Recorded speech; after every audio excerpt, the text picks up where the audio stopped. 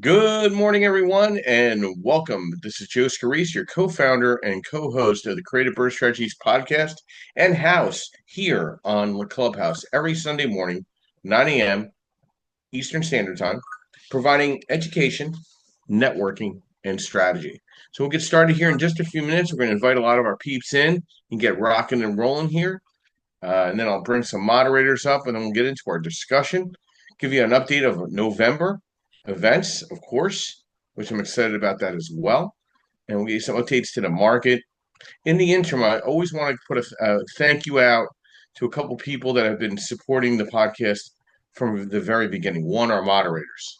They take the time every Sunday morning to provide insight, education, and trend discussions every Sunday. I mean, 9 a.m. We're here every Sunday. We're celebrating our 150th episode.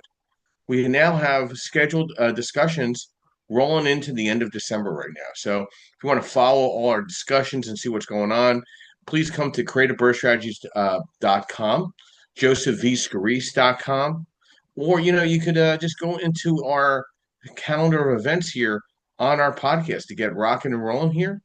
Um, and yeah, there's just so much going on. And then we have the events. We have our white label discussions that we're going to be having coming up, which, give me one second, mute that. So we'll get rocking here and going in regards to our discussion. First, obviously our discussion this morning, real estate investment property audit checklist, which I think is a really great subject. But let's get our peeps out of the way that we want to thank every Sunday morning. One, Mr. Yordell Perkins, friend, colleague, business partner, and associate. We are working on so much CRM and SEO work right now behind the scenes. A lot of this will be coming out to the forefront. I'm spending thousands of dollars just to kind of make sure the brand is there, everything is there from a marketing perspective. One, to help support my following and the podcast and my lending platform. But it's just we're helping others too, which we're giving back.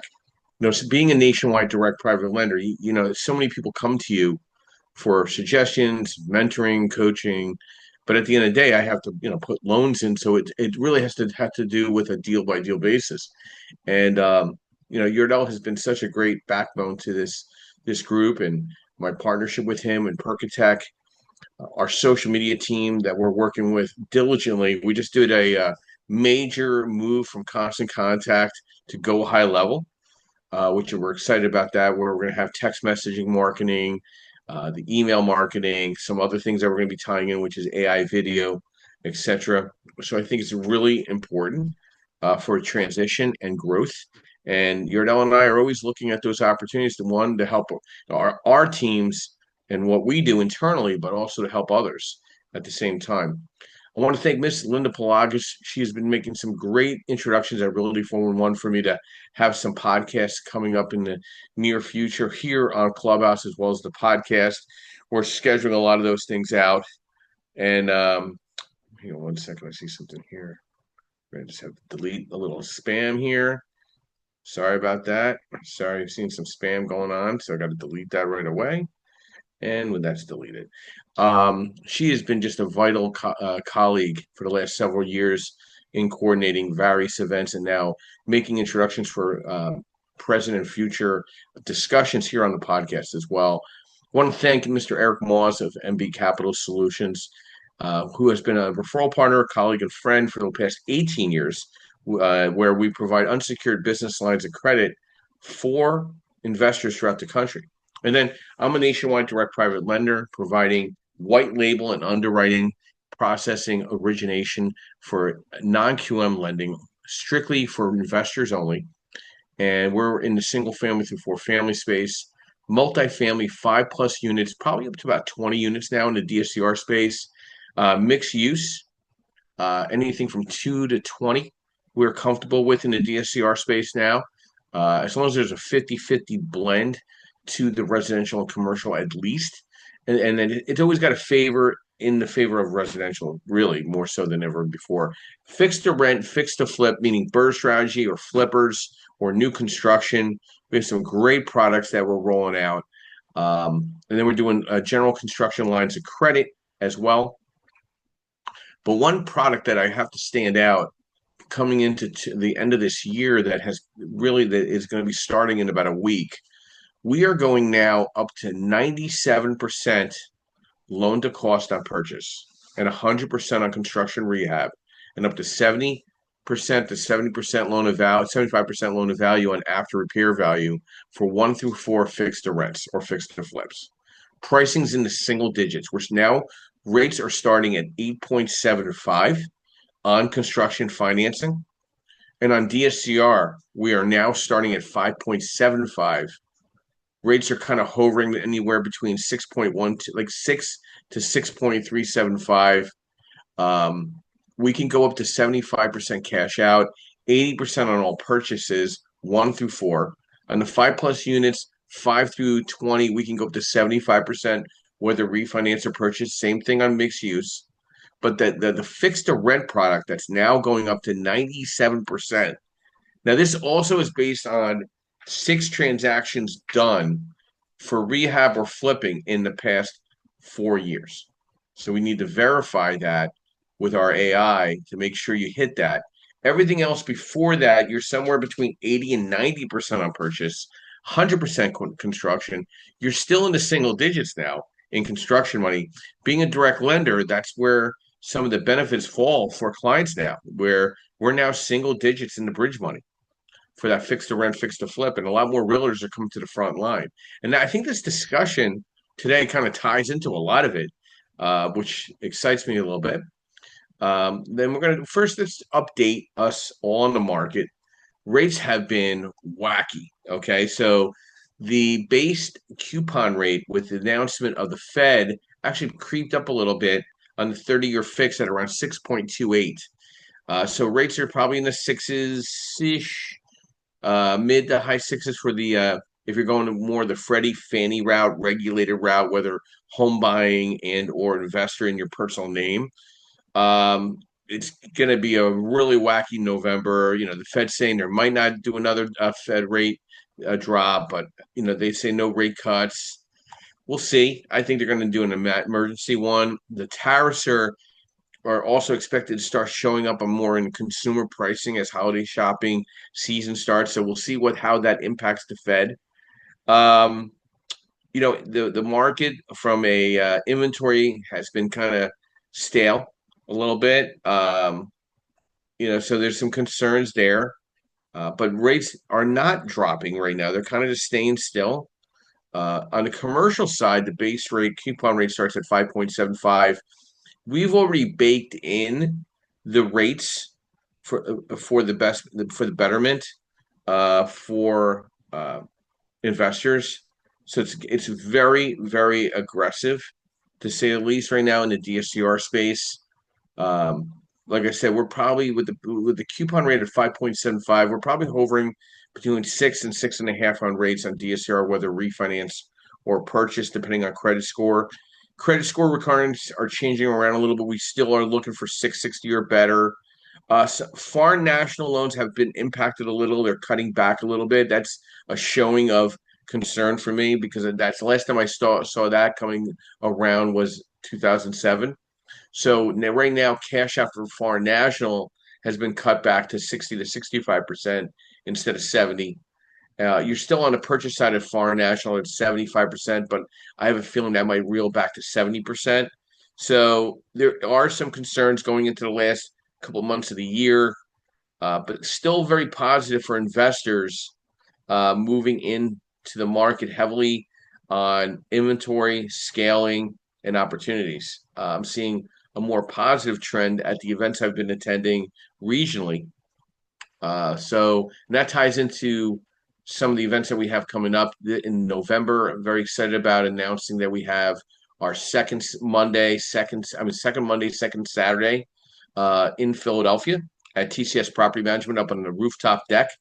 The evening event starts at 6:30. The morning event, the mastermind, starts at 10 a.m. And then second Wednesday of the month, we're in the Lehigh Valley up at the Bethlehem Brew Works at Fegley's, 6:30 p.m. again. Excited about talking about our ultimate asset-based lending white label workshop coming up November 15th in Philadelphia. We have 25 people registered, that's really where I want to be, 25 to 30 people. I might cap it at 30.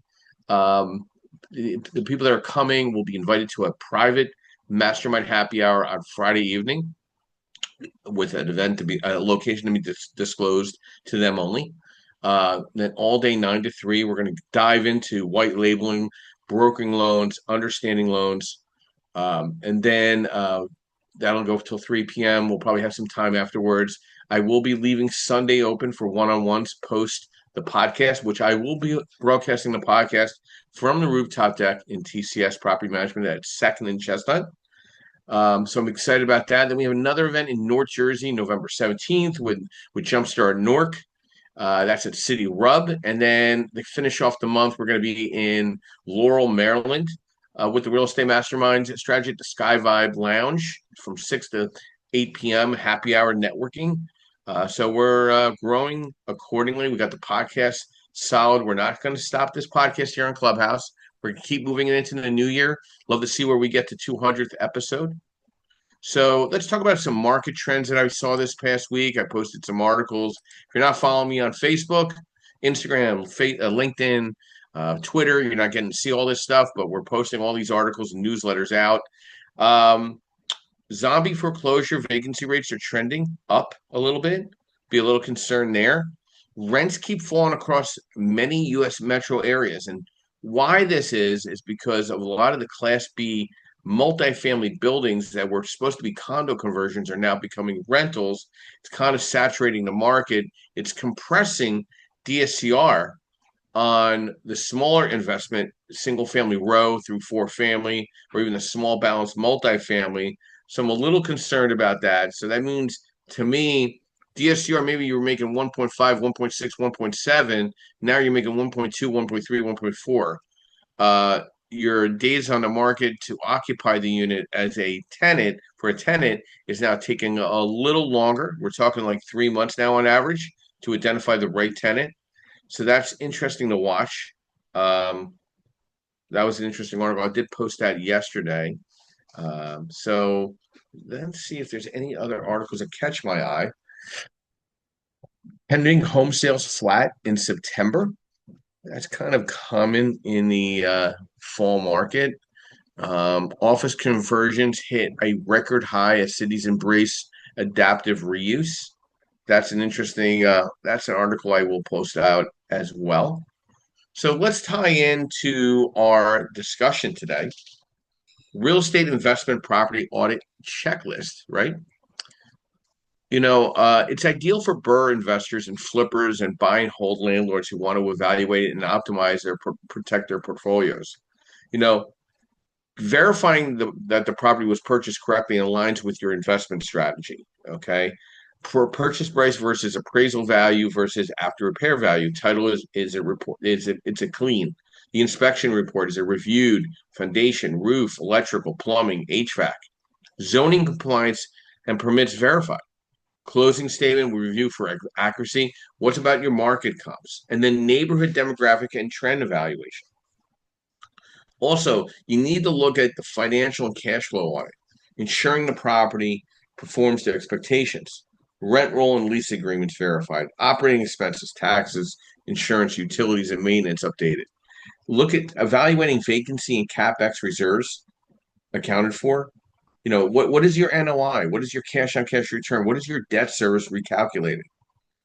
Is there going to be a property tax reassessment on your in your property? What do those projections look like? What's your rate going to look like roughly? What are you using as a number to kind of evaluate your DSCR, your amortization? Is there a prepayment penalty? What is there a 5-year arm to this? Are you aware of what that looks like? Yeah, great, you got a lower rate, but you got a 5-year reset. I don't know if I feel comfortable with that. Then you got to look at your rehab and construction audit. Like, what's your scope of work?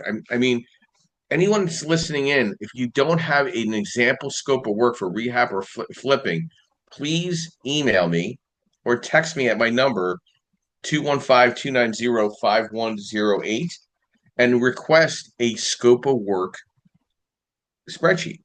You need it as a real estate agent, real estate investor, real estate professional when you're working with investors. right? Because there's always orders and permits and costs and all these different things that you're not taking into account. Leverage my scope of work because it ties into lending and it ties into what a lender needs to see, right? So you need to understand that. And then there's management and operation audits. Like who's the property management company managing your properties or will be managing your properties? So what does that look like? What's their tenant screening process? Are they compliant? What is their maintenance response time? And how are they handling rent collection and delinquency procedures? What are their vendor contracts and pricing and performance? And how are they handling and providing you information on security deposits? These are quarterly management scorecards that you need to grade on occupancy, expense control, and maintenance response. And then you got to really think about some other things when it comes to risk and compliance. When's the last time you sat down with your insurance agent to evaluate your policies? Property liability, flood, builder's risk, tying in it from the beginning to the end. Like, but you're not going to keep builder's risk when you stabilize the property. You're going to put it into a stabilized policy, right? You're going to be closing the property in the name of an LLC as if it's an investment property. Is property tax and mortgage and insurance escrowed with the mortgage with the lender? Yes. But 9 times out of 10, yes. If it's not a bank, if it's a non-QM lender, absolutely.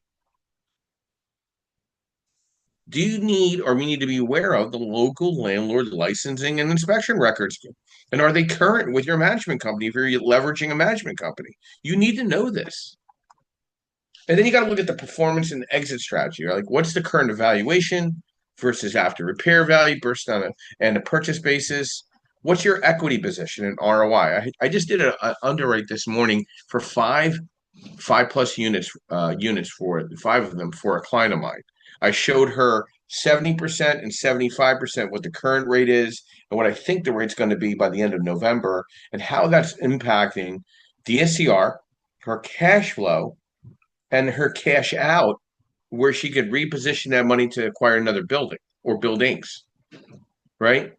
Does your debt service meet lender requirements for refinance or even purchase? And what's the tax implications model? 1031, cost segregation, depreciation recapture. I'm having deeper discussions with clients now on cost segging their properties post refinance or purchase and looking at does it make sense to do a 10-year depreciation instead of a 27-year depreciation with your real estate portfolio. You need to understand this and have a deeper discussion, whether with your bookkeeper and or your CPA. And then you got to think about your portfolio level strategy alignment. Is there market diversification geographically or asset type? Your leverage ratios and balanced across assets. What's your CapEx and maintenance reserves? What do you have in for the what if per property, not overall, right? And you need to look at what is the exit horizon per property. Does it make sense to hold? Are you thinking about unloading in 5 to 7 years, 10 years? This is a 30-year hold. You really need to do a quarterly property audit calendar and evaluate 25% of your portfolio per quarter. Stay proactive year round. Mr. Felix Buchanan, good morning, Grand Rising. Brief overview who you are, what you do, and thoughts to the discussion. Real estate investment property audit checklist. Grand Rising, Joe. Grand Rising, everybody. How's everybody doing today? Felix Buchanan Sr., Buchanan Biz Enterprises, the JLix Group, and team leader of the Keller Williams Legacy Team in Baltimore, Maryland. I mean, everything that you said is just right on point. I think it just kind of ties into multiple of the discussions that we've had recently with it being about having a strong team. Everything that you said, from the CPA to whether it being the realtor that you choose, whether it being the attorneys that you choose, everything you have to consistently audit these things consistently, whether, like you said, with the property management. A lot of people don't take into account that you want to make sure that the property management company that you hire is not just good at this one or two things. And then when it comes down to the other aspects of, can you get tenants out when it's time for eviction and they're not paying the rent? Are you following up and making sure that you're sending them the letters in the proper amount of time? What's your vacancy rate when it comes to have a vacancy? How is it that you handle these vacancies in getting my property filled? Uh, when I'm buying a property, what is my exit strategy? You know, if I get this property, and again, if I say, hey, I'm going to flip first, and then now I've had it longer, the markets have changed, the municipalities, they've changed what the codes and what the scope is. So now you've had this property, and now you have to pivot in those moments. What are you going to then do with the property at this time? How are you going to be able to still carry the property if you go from 4 months to 10 months? How, you know, what different things are you going to do at that point? Super important. Like, and I mentioned this before in those calls. Like, it's super important to just know what your exit strategies and what your options are. I just one of the young ladies that I met at Laurel. I met her earlier this week and took her around Baltimore City, Baltimore County, because a lot of people are under the impression that Baltimore is so bad. And then explaining to her that, you know, when she gets the property, certain properties that you want to flip, then you want to do a 1031 exchange. So you're not getting hit with capital gains. Just giving people insight of other things to think of other than, hey, well, I'm going to just get this property. It's real estate. I'm just going to make this money. Make sure that you understand what your taxes are. If you have a condo, make sure that you know that every year if the condo association fees go up, why are they going up? How many people in that condo are paying their fees? Because when it's not that you're not one of the people that's not paying your fees, then you're still responsible for it because it's a condo. Understanding homeowners associations. When you buy properties in homeowners associations, that, you know, the doors have to be the same. You can't put fences in the front if you want to. So just making sure very highly that everything that you're doing with investments, that you're paying very close attention to the numbers in all aspects. After repair values, making sure that you're paying attention to what's going on in the market, how, as you said, with the Fed and the tariffs, material. Like, I'm doing something that I did during COVID from a contracting standpoint, where I put into my agreement now that if the cost of the materials change, then we got to do a change of what the scope of work or what your estimate. Because at this point now, I can't say that what the price was that I was going to pay for material in October, that doesn't mean in November and December the cost is going to be the same. So just making sure that you stay abreast and aware of everything, having these different checklists for your team, your contractors, the people that you're using for lending. You know, as you said, what type of loan are you going to use? If you're using hard money lending, you know, are you in position to be able to pivot to refinance out of it? Are you using business funding? If you're using business funding, what's the level of whether it's a line of credit or it's the credit cards? So you just want to make sure that you're going through all of these different things. And I know that it sounds like a lot, and it is a lot, and you want to be. It is. It's supposed to be. Uh, and you're in the business. That's why your team is important. Of making sure that you have the people that are great at what they do. Don't take mediocre, because then at mediocre, it's they could do good today, but they might not. Then they might not do good tomorrow. And in this economy, that is just not worth it. It's better to just pay the money, get the proper professional help, and move forward. Yeah, that's knowledge and wisdom. That's a lot. That's a lot of wisdom. You know, a lot of wisdom, and you know, you see this business changing right in front of our eyes. I just updated our new broker portal, which you and Stephen will obviously be privy to within the next 5 days. It now includes mixed use, multifamily. It's very direct for you to white label now. And it also provides all the guidelines, because there's so many moving parts now in an investment property than ever before. I mean, it's not as heavy as the regulated environment with banks and credit unions, because we're not collecting tax returns, pay stubs, W-2s, or 1099s, but they're taking an extra effort. There's a lot of fraud out there right now, specifically in cities that you and I focus on. Right. Baltimore is still battling a $60 million fraud case in real estate, and Philly's not too far behind. I don't think any urban setting city in the country is not being impacted by fraud. Of course not. And that's easy for it to be a target for scammers. Yeah, yeah. So so it's very interesting to watch how this industry is shape shifting. I will be in Las Vegas in a couple of weeks in regards to the industry and see where there's a big event that I'm going to in the Private Lender Association conference I go to every year to see what their thoughts are, where they think it's going. I think we're still in a good place in the non-QM. It's definitely an industry going back to people with experience instead of trying to mold clay and these young men and ladies that don't have transactional experience, giving them too much authority and they don't have enough insight or transactional experience. I mean, if you weren't around for the 2008 mortgage crash, how do you understand a crash? Like, how do you understand any form of trend if you were not part of that? So you need to surround yourself with people that you know, potentially saw the bad, good, and ugly in that space. Right. Happy and sad to say, I was part of that process. I saw that. Yep. I was. Yep. That's where you and I met during that Yeah. that time. That whole, because I got my license in 2005. So Yeah, just imagine being a fresh licensee, and then things are this way, and then you go through such a market crash, and then the entire landscape of real estate changes right in that moment, and you have to change with it so that you can pivot and move to grow. yeah, yeah. I feel what I like about this industry today, Felix, is listen. I have no problem sitting down having a chat with somebody about industry. Maybe potentially lightly assisting somebody, but if we don't have a deal to work on, I don't the real transactional professional in this space doesn't have the time to allocate. Nope. You know what I mean? I need to associate and affiliate with with people that are going to work with me, not just like doing free handouts for people. And I Right. think that's what's happening in this business. I know it's a little cold, and it is cold. It's served cold.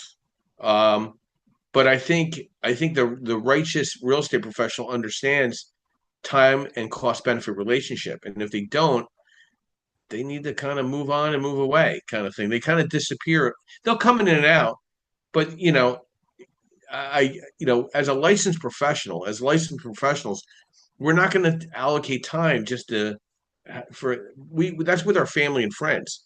That's not in the real estate industry, right? So we have to look at that cost benefit and clearly show the importances to not just ourselves as professionals, but the real estate agent that's involved, the non-QM lender that's involved, and all the other parties that are impacted in that BRRRR or that flip property for the real estate investor, right?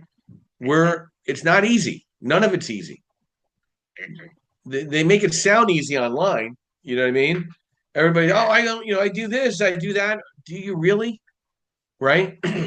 there's there's a lot of Facebook legends, as we know, right? Is that a good way to using it? Or clubhouse legends. I'll call them clubhouse legends in their own mind, right? So I'm gonna pivot with a discussion, then I'm gonna go to Steve and Felix. Thank you as always. I'll come back to you in a few minutes. How important is the real estate agent and the non-QM lender in the BRRRR and flip property for the real estate investor? And I think it's a fantastic question and one that really captures the core synergy of successful real estate investing in today's market. I'm going to break this down, and then we'll go to Steve in a few minutes. But the real estate agent's role in BRRRR and flip deals, a skilled investor-focused real estate agent, is not just a buyer's agent. They are a market strategist. They're a deal finder. They're a negotiator. Their values include deal sourcing and market insight, right? The BRRRR agents identify the undervalued or distressed properties in appreciating neighborhoods with strong and rent to value ratios. The flip, the agents analyze the MLS and off market data to pinpoint homes with high resale potential and low days on the market. Real estate agents that are listening in, we don't care about what it's listed for. We care about the after repair value. We care about the after repair value. We care about the after repair value on both scenarios. We don't care about the listing price. We care about after repair and what the repair numbers are because that tells us what we're buying it at. And if we can't get it at that, we move on to the next opportunity because it wasn't a opportunity. I want to make that crystal clear for the agents leaving below, listening below. And then there's also the idea of acquisition and negotiation power. I see more real estate agents not negotiating hard enough for their clients in the investment space. It's not a waste of time because there's so much non-QM money out there. A real estate investor will buy 2 to 3 properties every 6 months compared to a home buyer that's once every 5 to 7 years. Think about what I'm saying. There's more opportunity in the buying power or the off market power with the investor, and more opportunities for double both sides of the deal, whether it's from a flipping perspective or leasing out the property on behalf of the realtor on the back end, right? So you need to eat a little crow with some of these selling agents or off market people and structure offers creatively, right? So you got to understand inspection clauses and how the fast closing works and what kind of exposure of cash that potential client, based on their experience and their credit score, that the lender is providing to to the lenders to make the deal work. And then what the exit strategy partner is. Okay, what does that look like? Okay, just see what's going on here. All right, hold on 1 second. Give me 1 second. Okay. Then you have the lender, right? The non-QM lender. We are the financial engine that makes these deals repeatable. Their importance lies in the speed and flexibility and structure rather than the traditional credit matrix. So, funding the acquisition, non-QM lenders provide fixed to flip, bridge, ground up construction loans, often closing in days, not weeks. They lend on asset-based underwriting, prioritizing deal strength, LTV, LTC, ARV, over borrowed tax returns on or DTI. We do a soft pull. We do order appraisal. There's no such thing as a drive-by in my space. We're inside and outside of that property. Now, are the draws on the rehab AI generated now? Yes, we're going that route where the expedition of you getting your monies back upon completed work is within hours, not days. And in enabling enabling the burst cycle after rehab, DSCR refinance loans help investors pull cash out while keeping the property as a rental. Non-QM products let investors scale portfolios rapidly. No hard cap on property count or income verification. Lenders often guide investors how to stack financing using bridge to DSCR transitions and cross-collateralizing maybe a blanket loan or portfolio loan. And then the white label correspondent programs, which we extend to all our brokers and correspondents and real estate agents. I really want the agents below to listen. You can actually offer capital options to your clients and be white label and not have to disclose on the HUD because we're paying an entity. More agents are getting into it. And why the agent lender partnership matters: deal acquisition, rehab planning, refinance exit, scaling portfolio. We together create the velocity of capital, turning one deal into 5 within a year. How important are we, the real estate agent to the non-QM lender? Critical, very critical, vital, essential. And bottom line, without an investor savvy agent, you're going to miss deals. Without a non-QM lender, you can't scale. Together, we can transform off-market projects into repeatable wealth building systems, the foundation of Burr and Flip models. Stephen, good morning and welcome. Thank you for your patience. Brief overview: who you are, what you do, and thoughts to real estate investment property audit checklist. Hi, this is Steve Franco with REI Homepage. I'm an investor mostly, and I also run a brokerage firm and a wholesale company and a few other things. I'm doing more of just white label. Can't wait to see you in a couple of weeks. I think the auditing checklist goes beyond the kind of obvious stuff of, okay, running your numbers, which is obviously number one, your physical evaluation, your scope of work. And on your scope of work, I think it's hugely important that you pick a contractor or contractors that are experienced. One of the things that I learned, and it was learned very much the hard way, the guy you use for your maintenance, for your broken stuff in your apartments, is not the guy for your flip. Those sole proprietor truck in a truck can't handle, hey, flip this whole house. You need someone that, hire an electrician. If you don't hire a GC, hire an electrician, hire a plumber, hire skilled trades, because otherwise you're going to save a couple dollars in theory, but you're going to spend a lot more time with a whip and a chair getting it done. I also make sure that I look to, when I do physical audits, I look to the toughest community that I rent in and what have they asked for.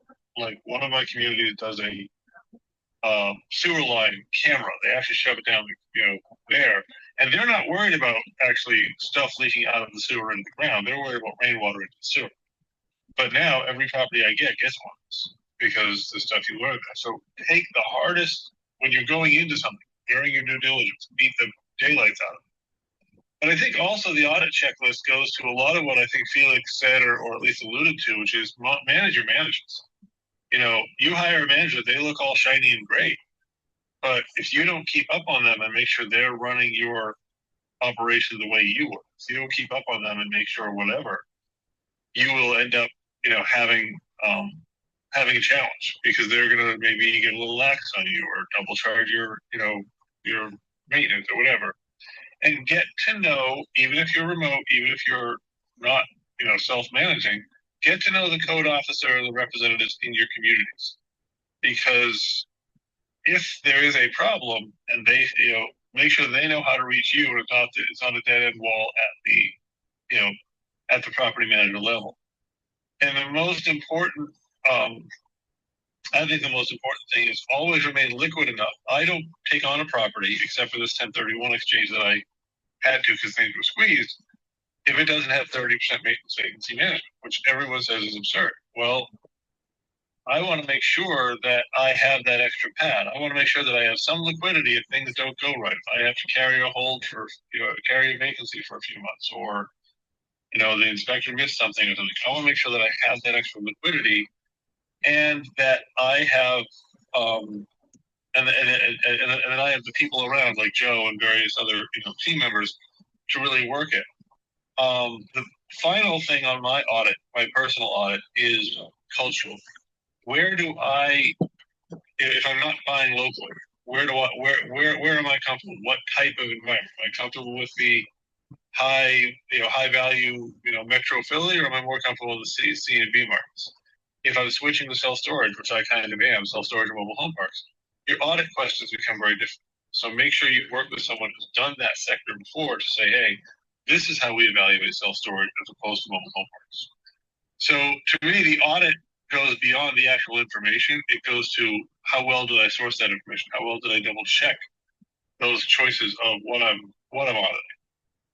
And how ready am I, if I have to jump in and tell the manager, no, you're not doing it right, and here's why. Or I need to replace you as a manager, it's just not working out for me.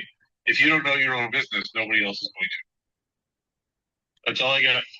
Steve, thank you as always. Your market is very unique because you can't put too much money into the deals because it's all about the cash flow. So you really need to understand cost of construction and renovation in your market, not to over construct or renovate.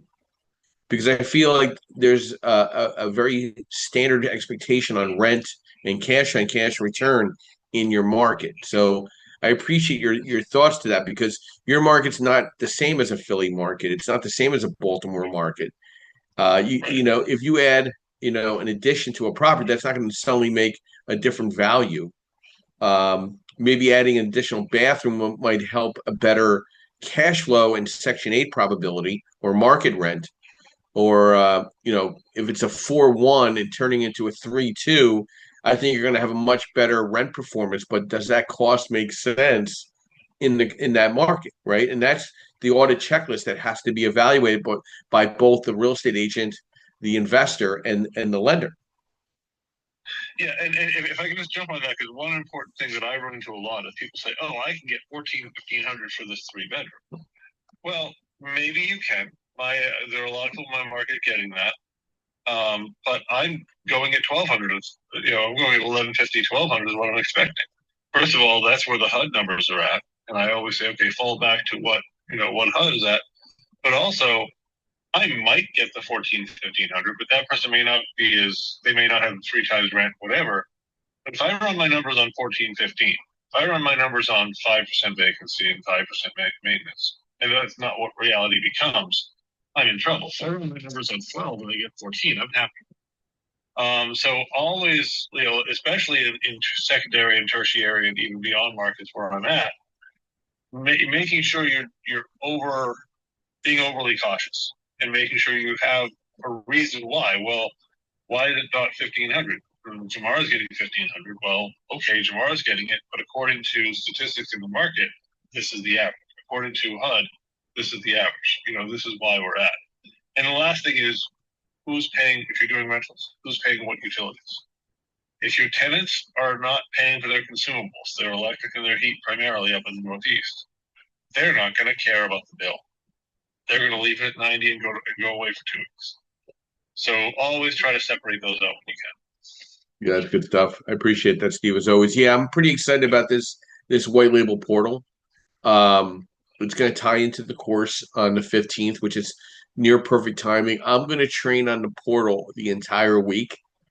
So I'm going to know it cold by Friday. I'm going to spend at least an hour or two every week, every day in the morning and train intensely on it. So when we roll it out on the white label courses, not just for the investor, but for the individual that wants to play investor slash broker or the agent that wants to better underwrite for their clients in the investment space, it's going to be a very solid software. So we're going to make sure all the bells and whistles are working and all the T's are crossed and I's are dotted.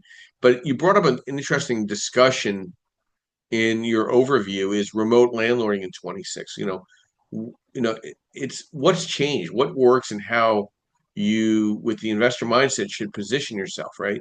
And tie it into intersects with burn and flip focus and your scaling mindset. And I'm going to go to the next person will be Cindy, of course, but I'll discuss this in a minute. Why remote landlording remotes remains a high viable strategy. Rental demand stays strong. Your technology and systems make remote management much easier, right? It wasn't like 20 years ago, right? I had 100 doors up in Lehigh Valley. I had to drive up there every single weekend with my motley crew and doing all these checklists of items. It was tough living in Philadelphia and driving to the Lehigh Valley. I sold all the properties and just went back to the properties that made me the most amount of money. And now there's more management process presence there and AI for managing properties than ever before. And the geographic arbitrage becomes possible, right? Because tenants can work remotely. You can invest in markets where purchase and rent yields better cash flow. This fits what a lot of different strategies for clients that are maybe in California on the West Coast where things are just lopsided and overpriced. They could place their money better in better markets, right? Some key challenges though and pitfalls to watch: maintenance and vendor oversight, obviously regulatory and local market variation, and then tenant quality and retention becomes more critical. And some tactical considerations for 26 remote landlording: market selection, like prioritizing markets where you can still buy at favorable numbers, good purchase price, rental numbers and demand, positive cash flow. Does it look like the market has some job growth and some population inflow and remote friendly infrastructure like in internet amenities? Avoid markets where oversupply of rental units or weakening demographics might increase vacancy and turnover risk. Make sure your systems and vendor network is strong. Local property management partner or vendor network you can trust.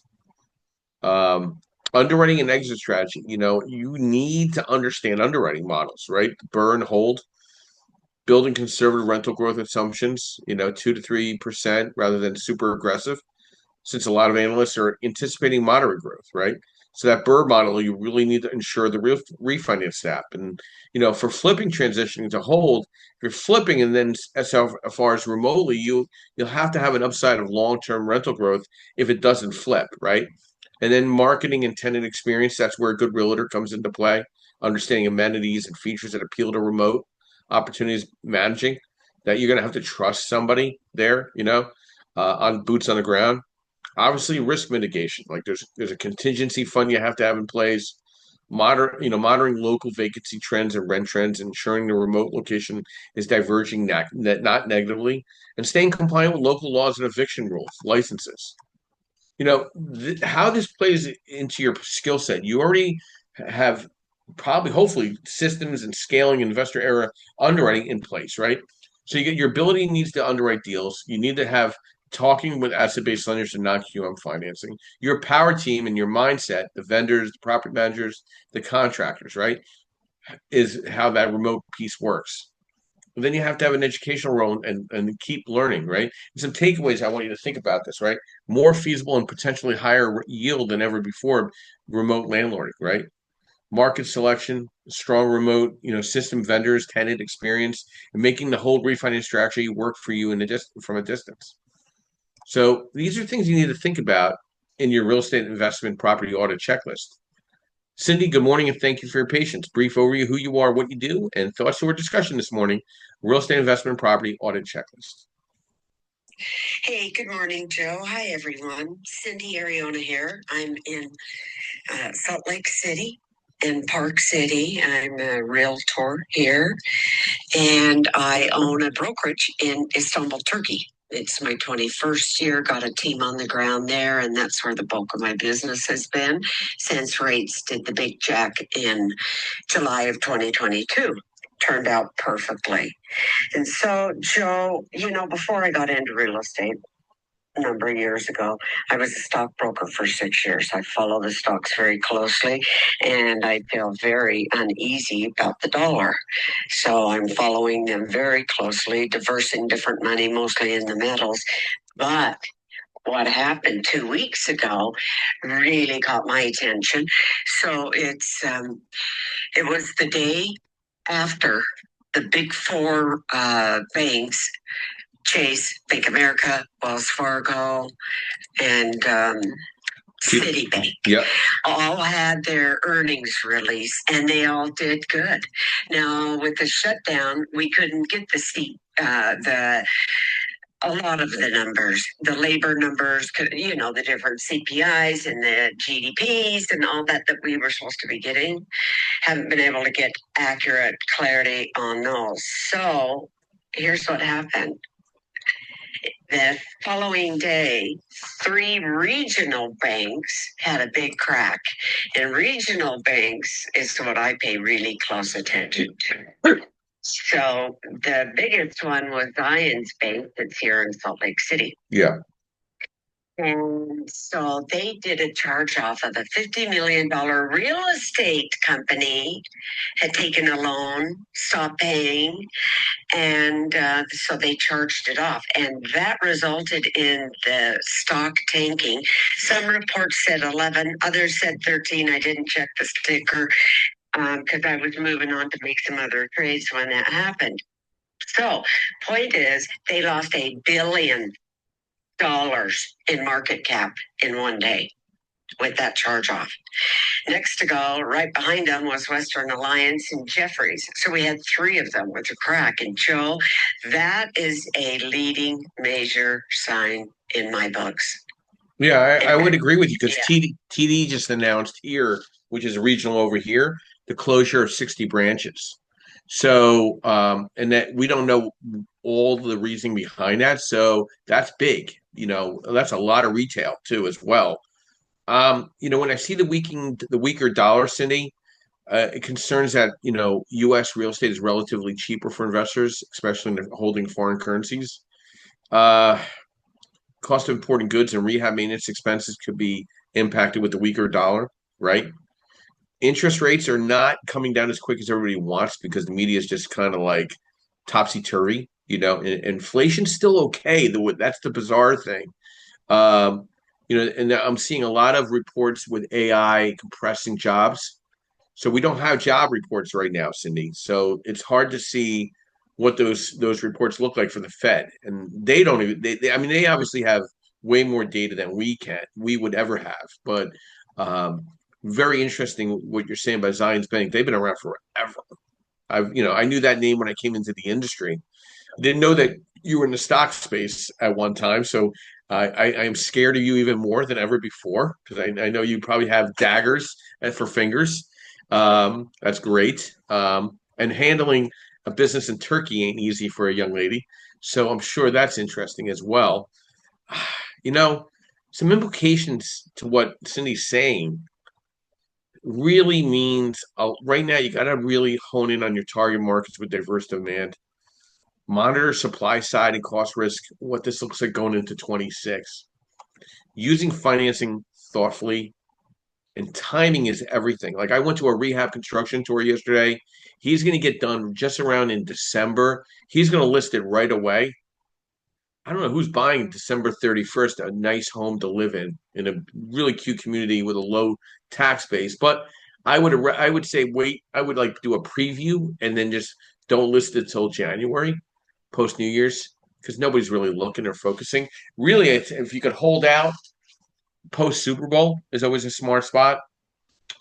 But I appreciate that, Sydney. I will look into that article a little more, and thank you for that. We have another a new. Go ahead. Any final insight before we go to June?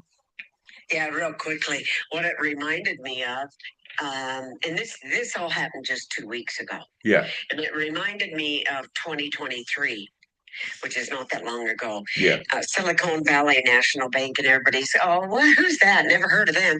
No, the gold standard in Silicon Valley is who SVB was. And here's my point: 3 weeks before that bank fell, and then, oh, who took that toxic asset? That's another conversation.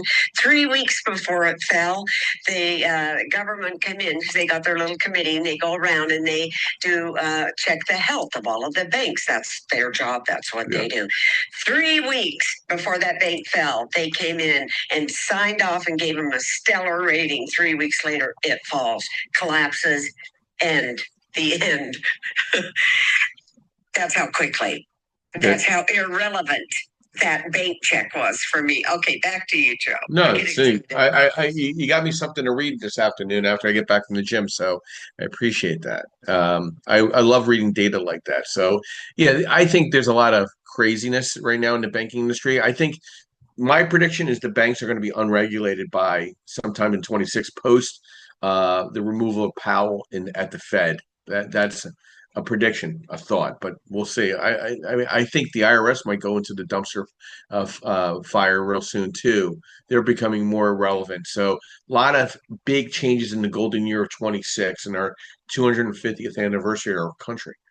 So June, good morning. Welcome up. Brief overview of who you are, what you do, and do you have a statement or question in regards to our subject today, real estate investment property audit checklist? June, are you there? June going once. June going twice.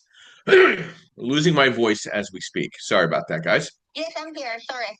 No problem. What's going on, June? How are you? I'm good. How are you? Good. What question or statement do you have in regards to our subject today?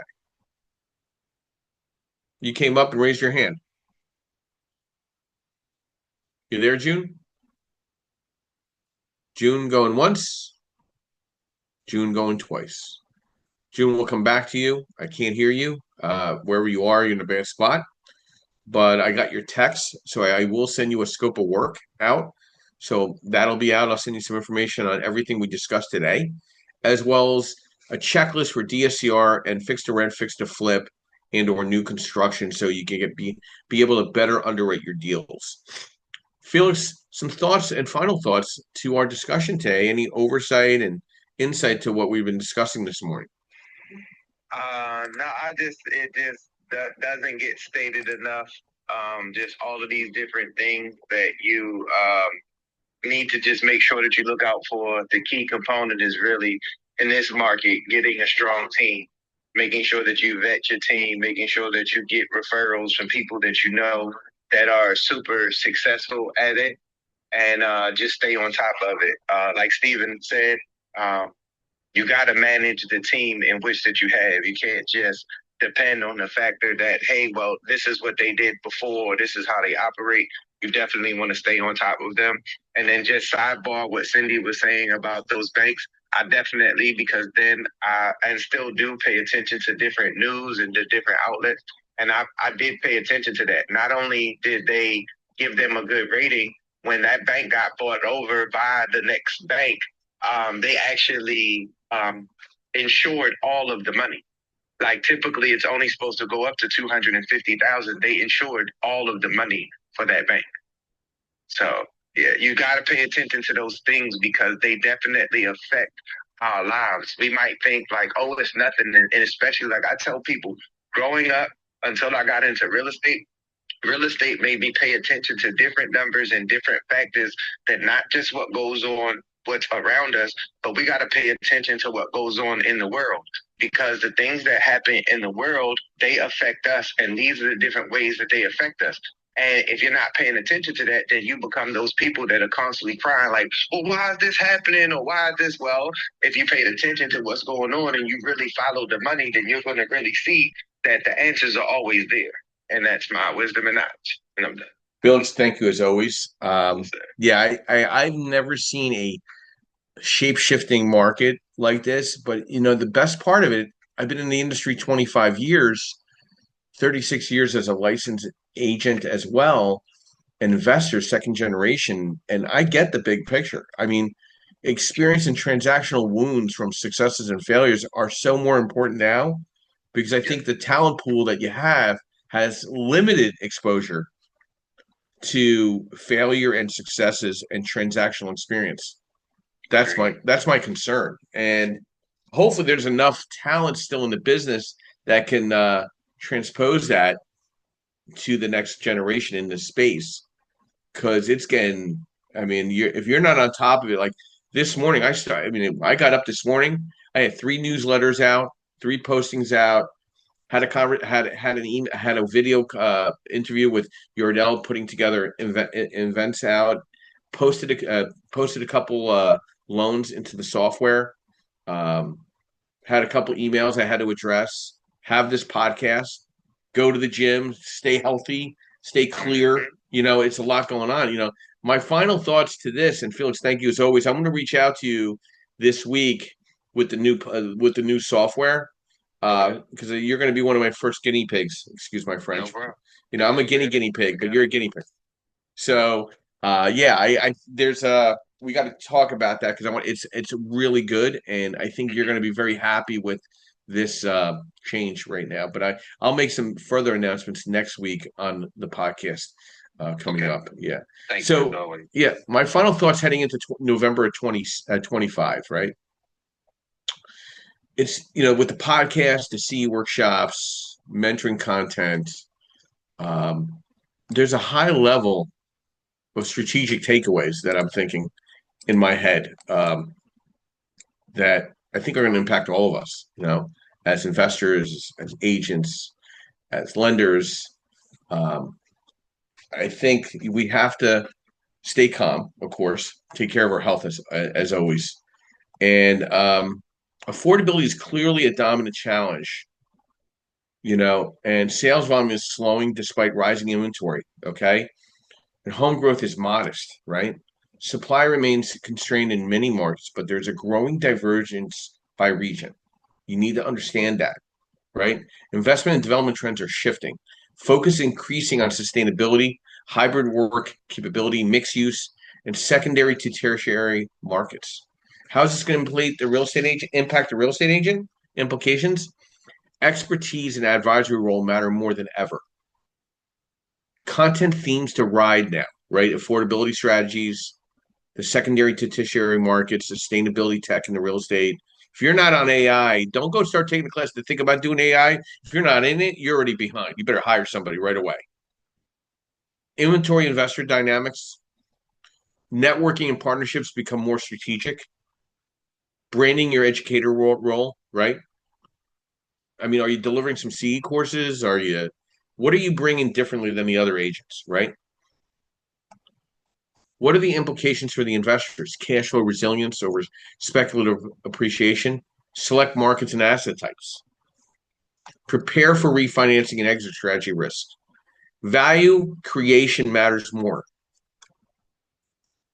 You got to be putting out newsletters and having podcast interviews to stay abreast of what's the market. Create a dual tracking workshop, both for agents and investors, right? Updating your audit and checklist tools that we discussed today, right? Marketing and branding, lean into prepared for 25, going into the market boom. You got to know what's going on. You got to cultivate these relationships with lenders, insurance agents, lawyers, CPAs, bookkeeping, you can't stay enclosed, man. You got to really be out there. And in short, I think 2025 will not be a repeat of the 2020 or 21 boom years, but it will still offer some strong opportunity and deals done right. I think markets selected carefully, value created intentionally. Um, I think the sweet spot right now is education, networking, leveraging, and strategic execution, right? You got to think about this all the way through in providing audit checklists to your clients, whether you're the client yourself and or the real estate agent. And I think it's so more important than ever before to be that hybrid real estate agent and investor than ever before. With wholesaling being regulated in a lot of states, with real estate agents now wholesaling and assigning contracts, a lot of this creative hodgepodge stuff that's out there. At the end of the day, people need a good real estate agent, a good lender, a good power team, whether remote or local to their market or regional to their market.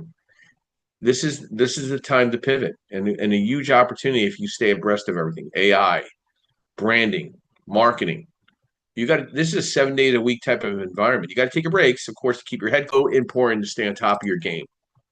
The last 30 days since Landmark shut their operations down, I've been drinking from a fire hose, but I stayed consistent in what I was doing. My marketing, my SEO, my communication. I felt caught up and almost controlling the matrix by October 30th. I was controlling it. I was in front of it, tackling it as it was coming in, not feeling pressured and overwhelmed. So to adjust in this space and what we're doing right now for our clients, agents, investors, real estate professionals with the new white label portal that we're rolling out is huge because it's so important to have teamwork in this than ever before, locally, regionally, nationally.